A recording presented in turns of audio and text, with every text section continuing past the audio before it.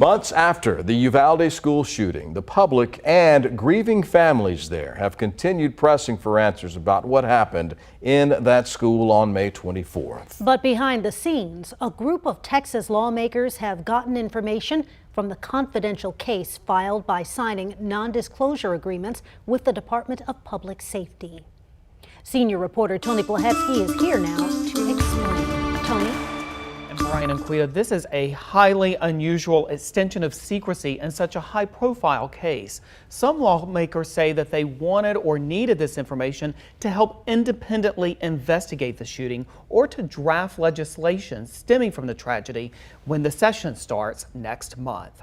These lawmakers, they are from both sides of the aisle and from both chambers, entered into contracts with DPS to obtain portions of the case file, but promised to keep the information private. Several of them are on committees appointed by Governor Greg Abbott in the shooting's aftermath. Senator Roland Gutierrez, whose district includes Uvalde, signed an agreement after unsuccessfully suing DPS for the information. He is the only person so far who has filed bills related to the shooting, one to raise the legal limit of the purchase age of firearms and to compensate victims' families.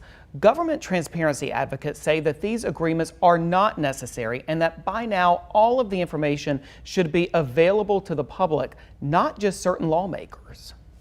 It sounds to me like these non-disclosure agreements is just game playing with information.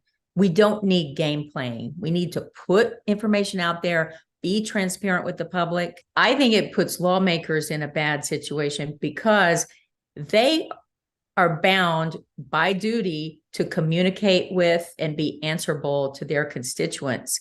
In the case of state legislators, that means we, the people of Texas, and just non-disclosure agreements like this put them in a bad place where they can't be open and fulfill their duty to communicate and share information with their constituents. State law does allow this arrangement, saying that lawmakers who receive confidential information can be required to sign a non-disclosure agreement.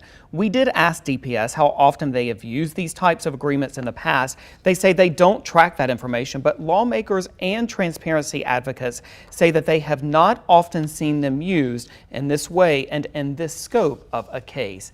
DPS does continue to say, as it has for months now, that releasing the information is not an option for them because of a request by the Uvalde district attorney who insists that the release of records might interfere with the prosecution of officers who failed to respond that day. Brian and Quita.